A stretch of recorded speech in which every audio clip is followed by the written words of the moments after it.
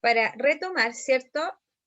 Dijimos que vamos a hablar del legado greco-romano. Y cuando hablamos del legado greco-romano, tenemos que recordar que Grecia nos va a dejar como herencia la democracia que tenemos hoy en día. La democracia en Atenas, en la polis-estado de Atenas, en un inicio era una democracia directa, donde todos los ciudadanos de alta sociedad podían deliberar, conversar y ponerse de acuerdo para tomar decisiones. Hoy en día, ¿cierto?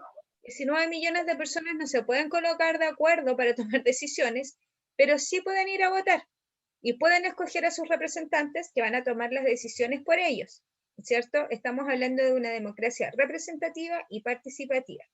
Si usted se resta de este sistema electoral para escoger a alguien que lo represente, se está restando de este sistema de gobierno democrático, ¿ok? Entonces, es importante ir a votar.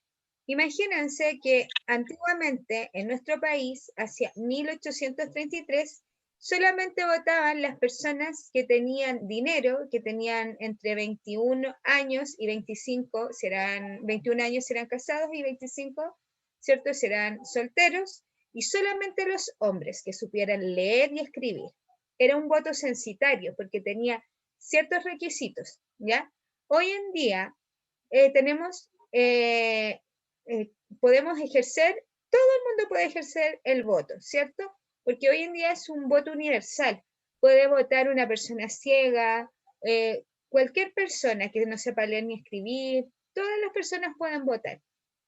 Y obviamente alguien lo puede asistir si tiene algún problema, no sé, alguna persona, por ejemplo, que esté en la cuarta edad, que tenga 100 años, por ejemplo, pueden ser asistidos, se llaman votos asistidos, ¿ya? Pero hoy en día todos tenemos la dicha, ¿cierto?, de poder votar. Y eso se ganó con el tiempo, no de un día para otro, ¿ya? Entonces es importante que puedan ejercer su derecho, porque el voto es un derecho, ¿ya? Pero yo también digo por mi parte que debería ser un deber ciudadano, y es un deber ciudadano a la vez. Todos los derechos van de la mano con los deberes. Es como, por ejemplo, si usted tiene derecho a la educación, su deber es estudiar, ¿ya? Entonces, que nos quede claro que una de las herencias que tenemos de Grecia y donde nace la democracia es en Atenas. También podemos decir, ¿cierto? Como aquí bien dice, los ciudadanos de clase alta solamente podían votar y tomar las decisiones en la ciudad de Atenas, en Grecia. Ya eran algunos solamente los que podían votar, ya tenían que ser hombres, tenían que tener propiedades, ya acá no podían ser ciudadanos los extranjeros, los esclavos, las mujeres, los niños. Ellos no eran considerados ciudadanos porque no tenían, no cumplían los requisitos, ¿ya? También dentro de la democracia ateniense, en Atenas, existían las asambleas populares, que eran los espacios de elección de representantes, donde tomaban ciertas decisiones y donde tenían un sistema de voto directo, donde, por ejemplo, yo podía decir, yo voto por esto, ¿ya? Y todos me escuchaban, no como ahora que el voto es como secreto, si tú quieres lo dices, si no, no. Ya, pero en ese entonces era un voto directo que no aseguraba la privacidad del sufragio, a diferencia del sistema de hoy en día. ¿Ya? Con todos los griegos fueron los primeros en darse un gobierno en que las decisiones se tomaran en conjunto. ¿Ya? Porque antes siempre existió, por ejemplo, la presencia de un rey, y casi siempre los reyes eran absolutistas, que concentraban todo el poder, por ejemplo, el faraón, ¿cierto? Como lo vimos en la civilización egipcia, un rey en Mesopotamia, que también concentraba todos los poderes. Los reyes antiguamente, en las primeras civilizaciones, en las primeras organizaciones sociales y políticas, tenían todo el poder, concentraban el poder. El rey decidía qué leyes se aplicaban, el rey decidía qué tributos, en este caso impuestos, se cobraban, él decidía todo sobre la gente, ¿ya? Eso era como la figura de un rey.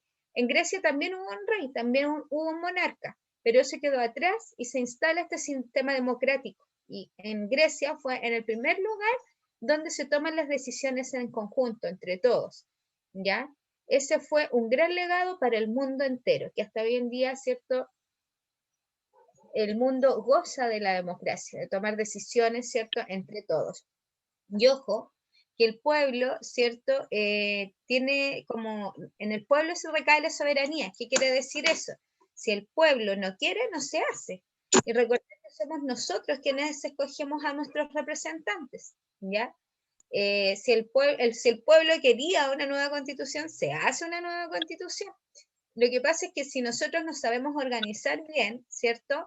Podemos, obviamente, como pueblo conseguir lo que queremos, pero organizarnos de buena forma, ¿ya? Como yo siento que las personas no saben el poder que tiene el pueblo para, ¿cierto?, hacer valer la soberanía. Y otro legado, después pasando de la democracia, ¿cierto? Vamos a pasar al desarrollo de las ideas griegas. ¿Cuál fue el legado? ¿Cuál fue la herencia que nos dejaron los griegos? También fue una herencia cultural, ¿ya? Con respecto a la literatura, la escritura, la pintura y formas de reflexión como la filosofía. ¿Ya? Ellos también dentro de su literatura escribían mucho acerca de sus dioses. También ellos escribían muchos mitos, ¿ya? Mitos son esas como leyendas ficticias, por decirlo de alguna forma. ¿Ya? También otro legado que nos dejaron los griegos fue la arquitectura. La imagen que ustedes ven acá abajo es el Pantenón, ¿cierto? Partenón, perdón, en Atenas también, ¿cierto? Que era un tipo de templo para la diosa Atenea, ¿ya? Y esas grandes y monumentales construcciones, ¿cierto? También son un legado para toda la humanidad. Usted si ve las columnas, ¿cierto? Que puede ver ahí en esos edificios, se han replicado por todo el mundo, en muchas ciudades, ¿ya? Podemos ver edificios que poseen columnas, tal como se ven ahí, ¿cierto? Y lo mismo ocurre con las esculturas griegas, que marcaron los márgenes y prototipos de la belleza para las esculturas posteriores. Perdón, sí, para las esculturas posteriores. Bueno, en Bellas Artes, en Santiago, ¿cierto? Hay un museo que tiene muchas de estas esculturas y bueno, también pueden ustedes ver mucho de este tipo de esculturas en diferentes lados del mundo en realidad, no solo ahí, ¿cierto? En el Bellas Artes, pero recordar que los griegos para ellos era como súper importante la belleza, la perfección y siempre eh, creaban, ¿cierto?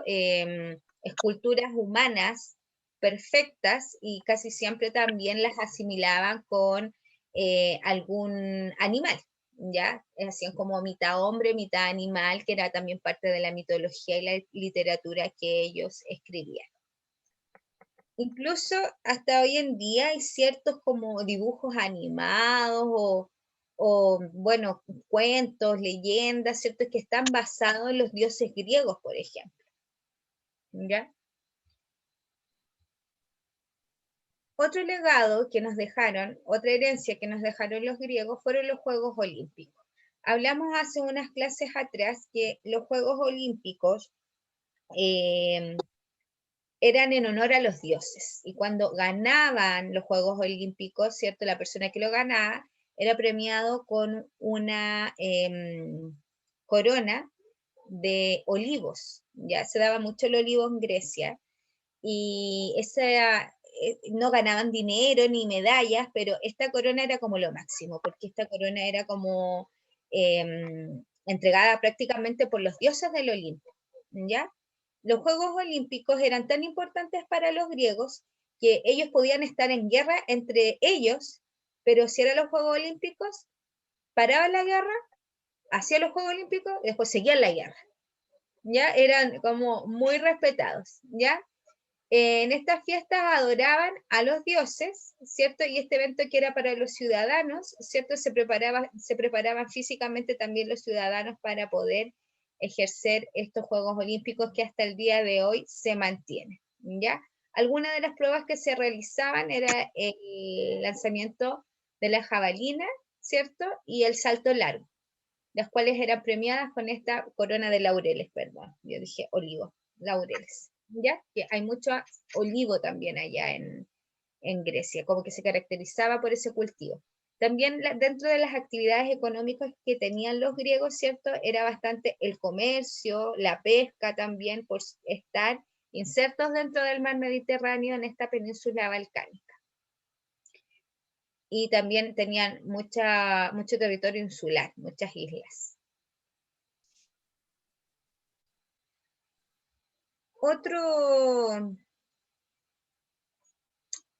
Otro legado, otra herencia que nos dejaron los griegos es la filosofía. ¿Ya? La filosofía es cuando la gente comienza a pensar, es cuando dicen que la cultura nace del ocio, porque uno tiene tanto tiempo para pensar que empieza uno a crear, ¿ya? Acá hay filósofos griegos que hasta el día de hoy son mencionados muy conocidos como Sócrates, Platón, ¿ya? Que son muy conocidos dentro de la filosofía, que hasta el día de hoy también se hace filosofía en los colegios, ¿ya? El ser humano, ¿cierto?, tiene la necesidad de conocer el mundo que lo rodeaba en toda su magnitud. La filosofía estuvo fuera del escenario mundial por un tiempo, pero después, en la época del Renacimiento, vuelve a surgir, ¿ya? Se perdió un tempito, pero volvió a surgir. Y hoy en día yo siento que también está como perdiéndose un poco la filosofía, que es muy importante, obviamente, porque no solamente se caracteriza por el arte de pensar la filosofía, además que también es la base de todas las ciencias, gracias al pensar, ¿cierto? Gracias a la filosofía, se crean las matemáticas, se crea la física, entre otras ciencias, y por esto, ¿cierto? Para el desarrollo científico de la cultura occidental fue el gran valor al rescate de las ideas. Imagínense que quedaríamos sin ideas, sin filosofar, sin pensar.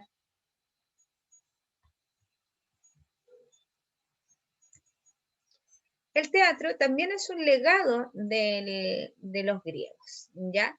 La comedia, por ejemplo, también, la tragedia. Hay diferentes géneros como literarios que también se proyectan en el teatro, ¿ya? Y esta expresión artística es contemporánea. Hoy en día, ojalá todos hayan tenido la oportunidad de poder ir a un teatro, ver una obra de teatro, ¿ya? Lamentablemente, con la pandemia hoy en día, ¿cierto? Prácticamente están en extinción las obras de teatro.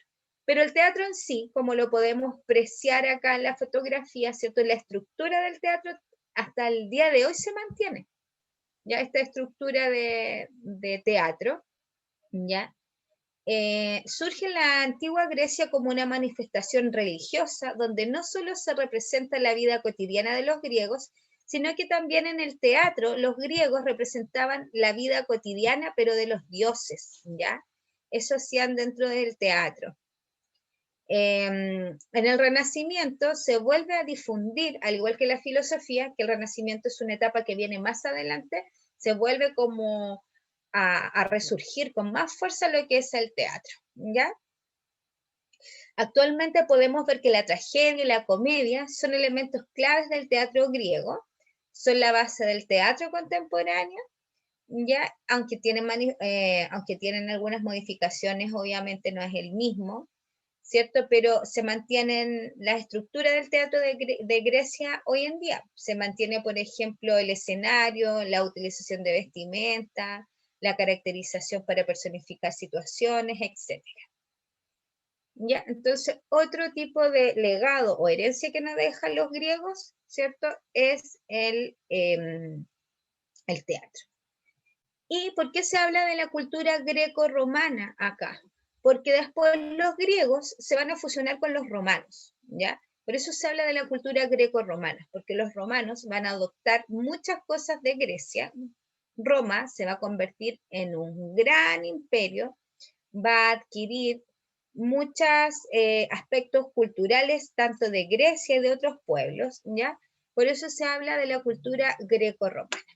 En este mapa, ¿cierto? Usted ve Europa, todo lo que está acá, donde España, ¿cierto? Galia, todo esto es Europa, ¿ya? Acá tenemos Medio Oriente y acá tenemos el norte de África, donde yo estoy pasando el cursor.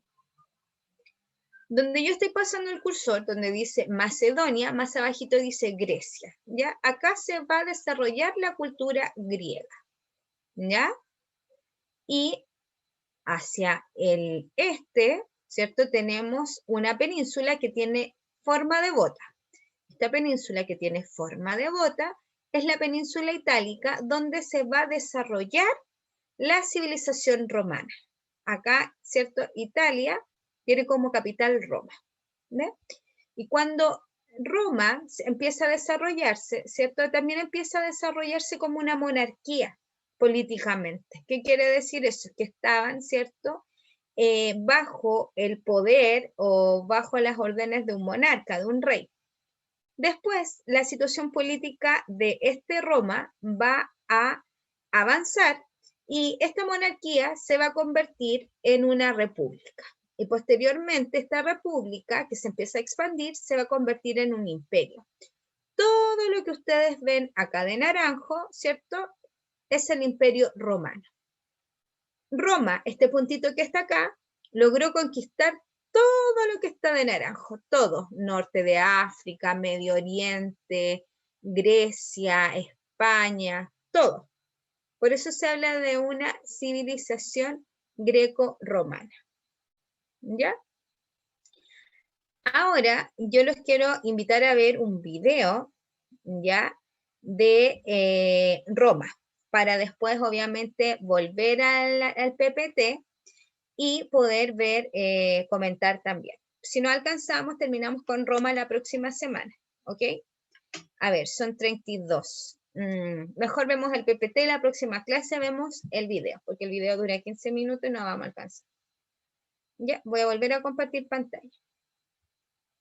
La próxima semana hacemos el ejercicio de ver el video, comentar y poder fusionarlo con la clase. ¿Les parece? Como dice, Roma ya surgió de los asentamientos de varias tribus que se localizaban en la península. Ya acá habían diferentes pueblos. Por ejemplo, uno de ellos eran los lombardos, por poner un ejemplo. ¿Ya?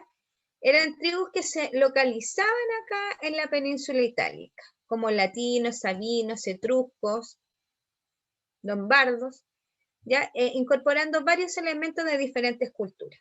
La gente que vivía acá, ¿cierto? En Roma, tenían diferentes idiomas incluso. Pero hacia el 756 a.C., ¿cierto? A orillas del río Tíber, que está también localizado acá, en una alianza entre estas comunidades dedicadas a la agricultura, se reunieron para protegerse de los ataques de los pueblos invasores. Porque yo les tengo que contar que obviamente, ¿cierto? Existía gente o pueblos que estaban acá en esta península dedicándose a la agricultura, pero todavía existían pueblos nómades que andaban de un lugar a otro y que llegaban al territorio de estos pueblos, llegaban, por ejemplo, a donde los latinos o llegaban donde los etruscos, ¿cierto? Llegaban estos pueblos bárbaros y saqueaban todo, ¿ya? Arrasaban con todo. Entonces, miren, imagínense que incluso estamos en el siglo XXI y todavía existen pueblos o personas nómades. Podemos hablar de los circos, podemos hablar de los gitanos, ¿cierto? Que son personas nómades. En ese entonces existían gente nómade, sí, y eran bárbaros, y llegaban, ¿cierto?, a los lugares donde habían pueblos asentados. Entonces, ¿qué hicieron estos pueblos que estaban en la península itálica, en Roma? Se juntaron, se unieron, ¿cierto? Y se cuidaron entre todos.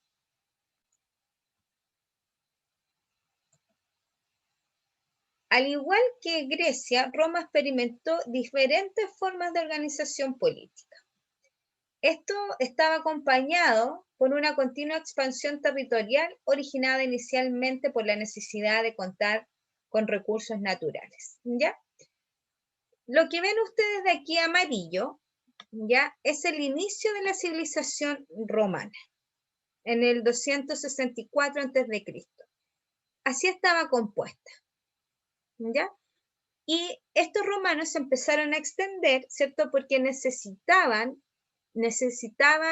tener otros recursos, ¿ya? por lo tanto se empezaron a extender y empezaron a conquistar nuevos territorios, ¿ya?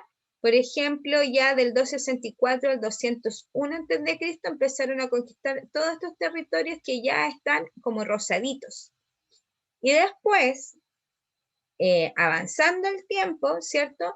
Los romanos, ¿cierto? Del 201 al 60 a.C. ya empezaron a conquistar otros territorios que están mucho más rosaditos, ¿ya? Y el rosado así como más fuerte ya es cuando los romanos ya tenían conquistado gran parte de la cuenca del Mediterráneo. ¿Qué quiere decir eso? Alrededor del mar Mediterráneo, ¿cierto? Ya tenían casi todo conquistado, ¿cierto? Pero ya del 14 al 117 después de Cristo ya tenían prácticamente casi toda la cuenca del mar Mediterráneo conquistada. ¿Ya? Fueron de a poquito, extendiéndose hasta conquistar, ¿cierto?, toda la cuenca. Pasaron por etapas de forma política, como les decía. La primera etapa de organización política se llamó monarquía. La segunda etapa de organización política de los romanos se llamó república. Y la tercera etapa de organización política fue un imperio. Ya de pasar a ser una pequeña monarquía pasó a ser un gran imperio, donde tenían grandes territorios conquistados. Roma se convirtió en un imperio, ya que incorporó diversos territorios a los que dominó en ámbito económico, político, cultural. ¿Ya? La expansión romana se llevó a cabo alrededor del mar Mediterráneo, como lo pueden ver en la fotografía, y fue un proceso lento llevado a cabo a lo largo de cientos de años. No fue que de un día para otro ellos dijeron, ya vamos a conquistar esto, no. Fueron cientos de años, ¿cierto?, que les costó ir conquistando todo este territorio, dominando a todos los pueblos. Por ejemplo, dominaron a los egipcios en África, dominaron a los griegos, ¿cierto?, dominaron a muchos pueblos. Por eso, no sé si han escuchado un dicho que dice, todos los caminos van a Roma, porque se hizo un sistema también de caminos dentro del imperio donde todos llegaban a Roma, ¿ya? Porque era como el centro del imperio. Como herencia política, así como Grecia nos dejó la democracia, los romanos nos dejaron la república. Hoy en día, nuestro sistema de gobierno es un sistema de gobierno democrático y nosotros somos una república, la República de Chile. Ya la república, ¿cierto?, quiere decir cosa pública. Los romanos hacían referencias a los asuntos del pueblo, es decir, a temas que eran compartidos por toda la colectividad. La república era un espacio de participación donde las decisiones más importantes se encontraban en manos de la clase social dominante a través de diversas instituciones que poseían funciones determinadas. Hoy en día la República de Chile tiene diferentes instituciones, sí, ¿cierto? Tiene diferentes instituciones para poder organizarnos y para que el país pueda funcionar mejor. En el caso de Roma, por ejemplo, las instituciones que funcionaban, por ejemplo, era el Senado, ¿cierto? Hoy en día también tenemos un Senado, que era la institución más importante de la República porque decidía sobre la paz y la guerra. Eso hacían los senadores en ese entonces. Hoy en día los legislan los senadores. Hoy en día los senadores aprueban, desaprueban, ¿cierto? Y presentan proyectos de ley. También existían los cónsul, que eran como las máximas autoridades, los cónsul en Roma, ¿ya? Donde mandaban el ejército y convocaban a las asambleas. Habían 2 cónsules nomás. Y también existía otro cargo dentro de la república, que eran los pretores, que administraban la justicia, que eran como los ministros de justicia hoy en día. Y también en la República de Roma existían los censores que controlaban el ascenso de los patricios al Senado, ¿ya? Los romanos se dividían en clases sociales, que eran los patricios de la clase alta y los plebeyos de la clase baja. Los patricios eran los que participaban en la política, los de la clase alta. El pater familia, el jefe de familia. Para los romanos, el núcleo familiar era muy importante, ¿ya? También estaban o existían dentro de la República de Roma los magistrados que poseían funciones políticas, judiciales y fiscales, y también los comicios que elegían a los magistrados que acabamos de hablar. Y también los comicios aprobaban las leyes. Ya, también dentro de los plebeyos también estaban, como les decía, excluidos del Senado. Los plebeyos no podían participar como en casi nada.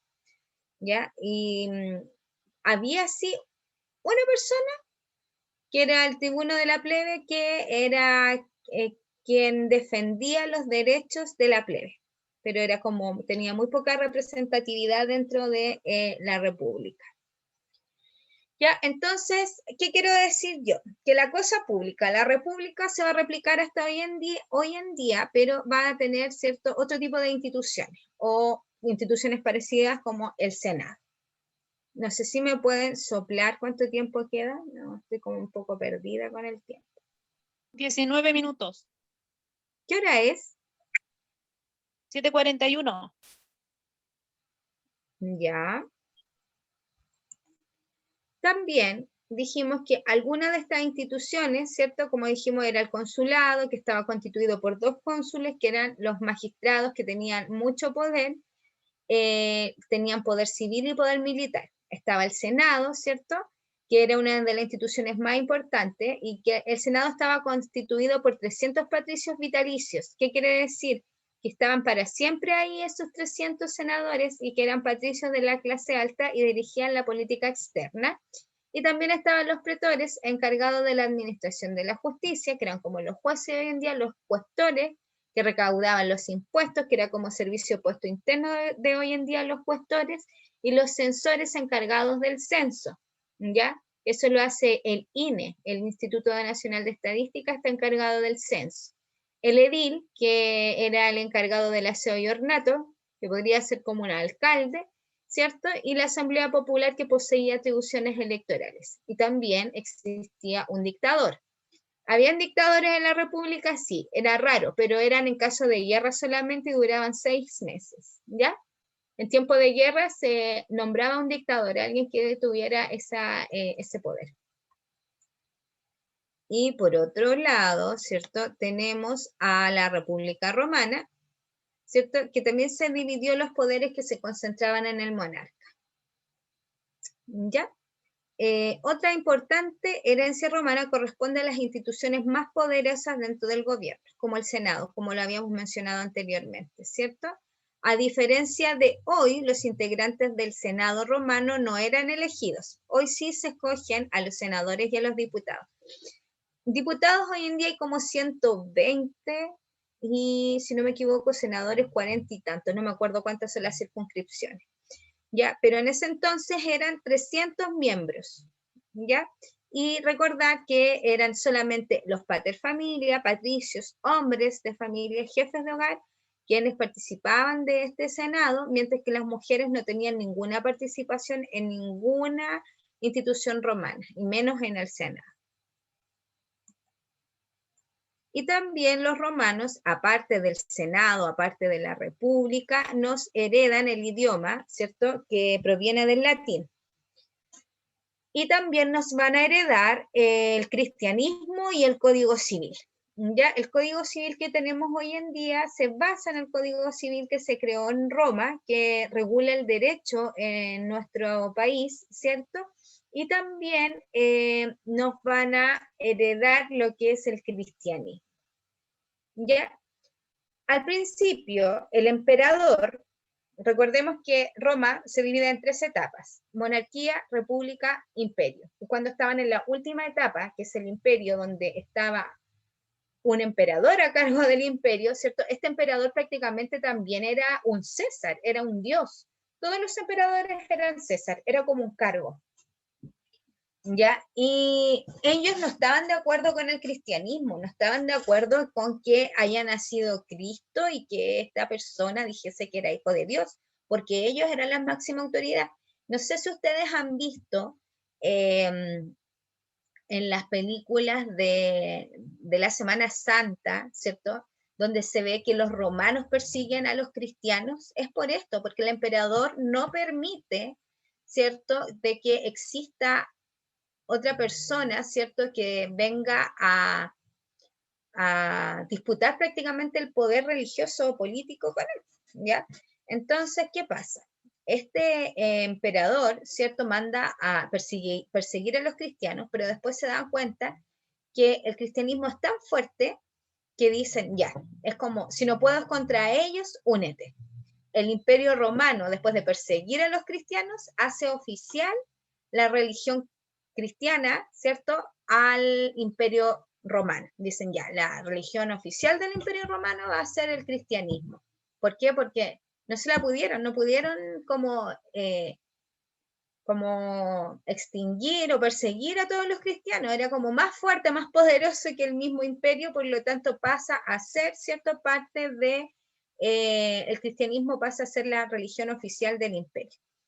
Los romanos conquistaron España, conquistaron norte de África, conquistaron muchos lugares, Grecia, ¿cierto? Entonces, después que cae el imperio romano, España, ¿cierto?, va a quedar convertido al cristianismo, y estos españoles convertidos al cristianismo vienen a América y nos convierten a los americanos, a la mayoría, en cristianos, católicos, ¿cierto?